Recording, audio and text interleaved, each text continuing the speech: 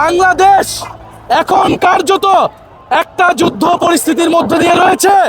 সকল যুদ্ধ পরিচালনা করছে সেই শেখ হাসিনাকে ভারত সরকারকে ফেরত দিতে হবে। 1971 সালের পর থেকেই বাংলাদেশে এই আধিপত্য কায়েমের চেষ্টা করে পার্শ্ববর্তী দেশ ভারত। কিন্তু যদি আমার গায়ে গুলি পড়ে, আমার ভাই আহত হয়, আমার বোন আহত হয়, তবে আমরা প্রতিরোধ গড়ে তুলব। যে ওসমান হাদিকে যারা খুন করে ভারতে পালিয়েছে তাদেরকে ফেরত দিতে হবে।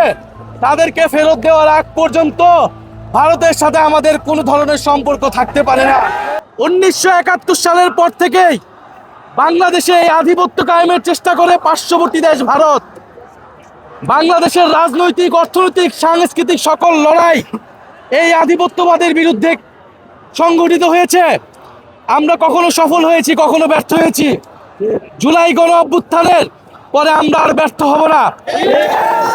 কিন্তু বন্ধুগণ, আমাদেরকে এটাও মনে রাখতে হবে, আমাদের এই লড়াইটা একটা গণতান্ত্রিক বাংলাদেশ বিনির্মাণের জন্য লড়াই। ফলে আমাদেরকে দায়িত্বশীল হতে হবে, নিয়মতান্ত্রিক ভাবে, গণতান্ত্রিক উপায়ে আমাদের বক্তব্য, আমাদের আন্দোলন এবং আমাদের কর্মসূচি চালিয়ে যেতে হবে। জুলাই গণ অভ্যুত্থানে এই শাহবাগের জায়গা থেকে আমরা আমাদের আন্দোলন শুরু করেছিলাম নিয়মতান্ত্রিকভাবে, শান্তিপূর্ণভাবে। কিন্তু আমরা এটাও বলেছিলাম আমরা শান্তিপূর্ণ উপায়ে আন্দোলন করব। কিন্তু যদি আমার গায়ে গুলি পড়ে, আমার ভাই আহত হয়, আমার বোন আহত হয়, তবে আমরা প্রতিরোধ গড়ে তুলব। আমরা তখন শান্তিপূর্ণভাবে বসে থাকবো না, আমরা লড়াই করব, আমরা প্রতিরোধ করব। আমরা সেই প্রতিরোধের ঘোষণা দিয়ে এসেছি। বাংলাদেশ এখন কার্যত একটা যুদ্ধ পরিস্থিতির মধ্যে দিয়ে রয়েছে, যেখানে জুলাই গণ অভ্যুত্থানে অংশগ্রহণ করা প্রত্যেকটা ছাত্র, তরুণ এবং এই দেশকে ভালোবাসে এই সকল নাগরিকের জীবন বিপন্ন। কিন্তু আমরা বলেছি আমরা ঐক্যবদ্ধ হলে আমাদেরকে কেউ পরাজিত করতে পারবে না। ফলে আজকে রাতের জনগণের প্রতি আমাদের আহ্বান, আমরা সকলে ঐক্যবদ্ধ থাকব, আমরা সকলে আমাদের জায়গা থেকে দায়িত্বশীল হব। কারণ আমাদের ক্ষোভের ব্যবহার করে আমাদের আন্দোলনের ভিতরে অনেক ধরনের স্যাবোটেজের পরিকল্পনা আছে।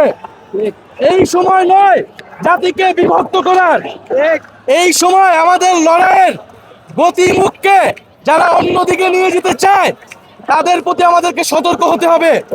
জুলাই গণ অভ্যুত্থানে আমরা কিন্তু ঐক্যবদ্ধ ছিলাম, আমাদের কর্মসূচি ছিল স্পষ্ট, আমরা ঐক্যবদ্ধভাবে সেই কর্মসূচি দিয়েছি। আজকে আমরা আহ্বান করছি বাংলাদেশের ফ্যাসিবাদ বিরোধী সকল রাজনৈতিক দল, সকল সামাজিক শক্তি, রাজনৈতিক শক্তি একই মঞ্চে এসে দাঁড়ান, একসাথে কথা বলুন, বাংলাদেশকে ঐক্যবদ্ধ করুন। আমরা একই সাথে আমরা এই আধিপত্যবাদের বিরুদ্ধে আমরা আগামীকাল কর্মসূচি দিতে চাই। আমরা সকল পক্ষের সাথে আজকে রাতে কথা বলবো এবং আমরা আগামীকাল যে ওসমান হাদিকে যারা খুন করে ভারতে পালিয়েছে তাদেরকে ফেরত দিতে হবে। তাদেরকে ফেরত দেওয়ার আগ পর্যন্ত ভারতের সাথে আমাদের কোনো ধরনের সম্পর্ক থাকতে পারে না। এবং বাংলাদেশে যেই গণহত্যাকারী বাংলাদেশে গণহত্যা করে, যে দিল্লিতে আশ্রয় প্রশ্রয় পেয়ে এই সকল ষড়যন্ত্র, সকল খুন, সকল যুদ্ধ পরিচালনা করছে সেই শেখ হাসিনাকে ভারত সরকারকে ফেরত দিতে হবে।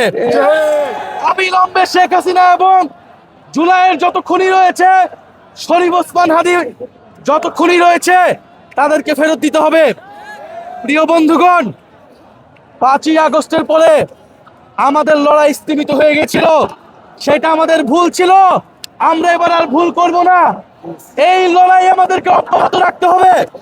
কিন্তু আপনাদের প্রতি অনুরোধ থাকবে, আমরা আজকে কালকে নামবো, আবার পরশুদিন বাড়ি চলে যাব, আজকে এখানে সেখানে আগুন লাগাবো, কালকে বাড়ি চলে যাব, এটা আমাদের আন্দোলনের গতিপথ না। আমরা এই শাহবাগে আজকে এসেছি, শাহবাগে আমাদের আন্দোলন অব্যাহত থাকবে। আমাদের দাবি পূরণ না হওয়া পর্যন্ত এই আন্দোলন অব্যাহত থাকবে। আপনাদের সকলের প্রতি আহ্বান থাকবে, যার যার জায়গা থেকে আমরা দায়িত্বশীল ভাবে গণতান্ত্রিক ভাবে আন্দোলন চালিয়ে যাব।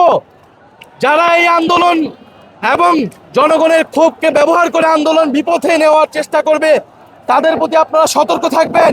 আমরা চাই একটা ঐক্যবদ্ধ জায়গা থেকে জুলাইয়ে যেভাবে আমরা ঐক্যবদ্ধ ছিলাম সেইভাবে আন্দোলন পরিচালনা করতে, এবং সারা দেশের মানুষের প্রতি আহ্বান থাকবে জুলাই গণ অভ্যুত্থানে আপনারা যে সকল স্পটে আন্দোলনে নেমে এসেছিলেন, চট্টগ্রাম, রাজশাহী, বরিশাল, খুলনা, রংপুর এবং ঢাকা শহরের যাত্রাবাড়ি, উত্তরা, সব জায়গায় অবস্থান কর্মসূচি গ্রহণ করুন।